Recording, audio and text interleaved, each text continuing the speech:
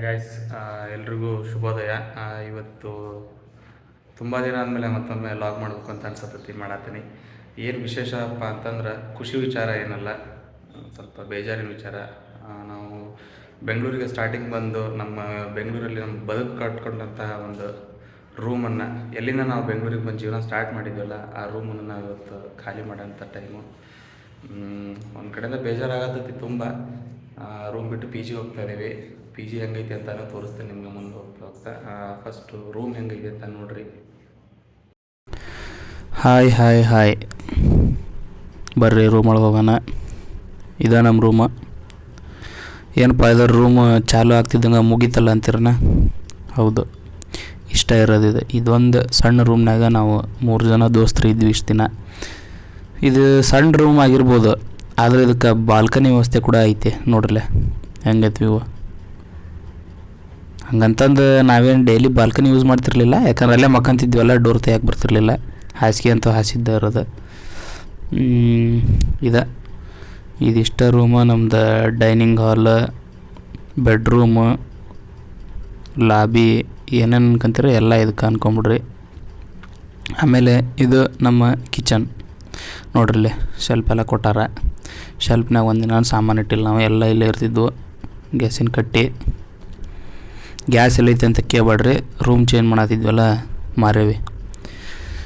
Dustbin ಅಂತೂ ಮಸ್ತ್ maintain ಮಾಡಿದ್ವಿ. ನೋಡ್ರಿ ಲಗೇಜ್ ಎಲ್ಲ ಪ್ಯಾಕ್ ಐತೆ. ಬಾಂಡೆ ಸಾಮಾನೆಲ್ಲ ಬಾಕ್ಸ್ನಾಗ ಹಾಕಿಟ್ಟೇವಿ. ಯಾಕಂದ್ರೆ ಬಾಂಡೆ ಸಾಮಾನು ಮಾರಕ್ಕೆ ಕೊಡೋಕ್ಕಾಗಲ್ಲ ರೀ.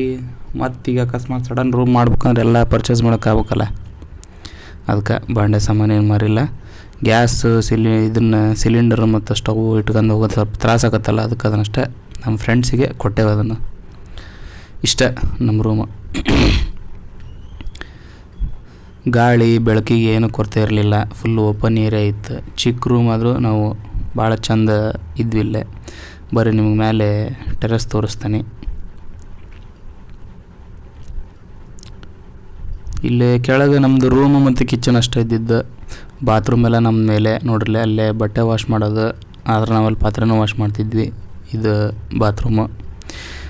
ರೂಮ್ ಇಷ್ಟು ಸಣ್ಣದಾಗಿದ್ರು ನಾವು ಈ ರೂಮ್ನಲ್ಲಿ ಅಡ್ಜಸ್ಟ್ ಮಾಡ್ಕೊಂಡಿರೋಕೆ ಒಂದೇ ಒಂದು ಕಾರಣ ಇದು. ನೋಡ್ರಿ ಕ್ಲೀನ್ ಇಲ್ಲ, ಏನು ಅನ್ಕೊಳಕ್ಕೆ ಹೋಗ್ಬೇಡ್ರಿ. ಬ್ಯಾಚುಲರ್ಸ್ ಟಾಯ್ಲೆಟ್ ಹಿಂಗೆ ಇರ್ತಾವೆ. ಇದು ಬಟ್ಟೆ ವಾಶ್ ಮಾಡೋಂಥ ಪ್ಲೇಸ್. ನಾವು ಇಲ್ಲೇ ಪಾತ್ರೆನೂ ವಾಶ್ ಮಾಡ್ತಿದ್ವಿ. ಇಲ್ಲಿ ಪಾತ್ರೆ ವಾಶ್ ಮಾಡೋದಕ್ಕೆ ಸಿಕ್ಕಾಪಟ್ಟೆ ಬಯಸ್ಕೊಂಡದೇವಿ. ಹಂಗೆ ಈ ಕಡೆ ಮುಂದೆ ಬಂದ್ರೆ ನೋಡ್ರಲ್ಲ ಹೆಂಗೈತಿ ದೊಡ್ಡ ಅಪಾರ್ಟ್ಮೆಂಟ್.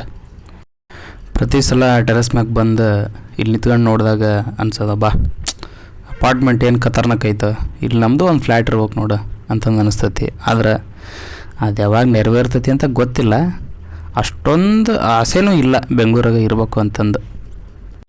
ನೋಡಿದ್ರಲ್ಲ ನಮ್ಮ ರೂಮ್, ಪುಟಾಣಿ ರೂಮ್ ಹೆಂಗಿತ್ತು ಅಂತ. ಅವಾಗೆ ಚೆನ್ನಾಗಿತ್ತು. ಬೆಳಗ್ಗೆ ಎದ್ದ ತಕ್ಷಣವೇ ಹಾಗೆ ತಿಂಡಿ ಮಾಡೋದು, ಬಾಕ್ಸಿಗೆ ಹಾಕೊಳ್ಳೋದು, ಹಾಗೆ ಓಡೋಗೋದು, ನೈಟ್ ಬರೋದು, ಚಪಾತಿ ಮಾಡೋದು. ಚೆನ್ನಾಗಿತ್ತು. ಒಳ್ಳೆ ಎಕ್ಸ್ಪೀರಿಯೆನ್ಸ್ ಬ್ಯಾಚುಲರ್ ಲೈಫ್. ಬಟ್ ಇನ್ಮೇಲೆ ಆ ಲೈಫ್ ಸಿಗುತ್ತೆ ಮತ್ತೆ ಅಂತ ನನಗಂತೂ ಗೊತ್ತಿಲ್ಲ. ಚೆನ್ನಾಗಿ ಎಕ್ಸ್ಪೀರಿಯೆನ್ಸ್ ಅಂತ ಮಾಡಿದ್ದೀನಿ. ನೋಡ್ಬೇಕು ಹಿಂದೆ.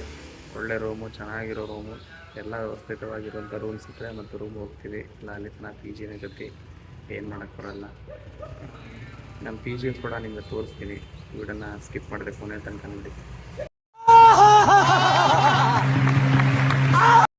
ಫೈನಲಿ ಪಿ ಜಿ ಶಿಫ್ಟ್ ಆಗೀವಿ. ರೂಮ್ ತೋರ್ಸೋಕ್ಕಿಂತ ಮುಂಚೆ ಇದು ನೋಡ್ರಿಲ್ಲ ಬಾಲ್ಕನಿ. ಇಲ್ಲಿ ನಿಂತ್ರೆ ಫುಲ್ ಜೈಲ್ ಒಳಗೆ ನಿಂತಂಗೆ ಫೀಲ್ ಬರ್ತೈತಿ. ಚಪ್ಪಲ್ ಸ್ಟ್ಯಾಂಡ್ ಕೊಟ್ರ. ಹಂಗೆ ಒಳಗೆ ಹೋದ್ರೆ ನಮ್ಮ 3 ಶೇರಿಂಗ್ ರೂಮ್. ನೋಡ್ರಿಲ್ಲ ವಿಂಡೋ ಕರ್ಟನ್ ಇಟನ್ನೆಲ್ಲ ಮಸ್ತ್ ಹಾಕ್ಯಾರ.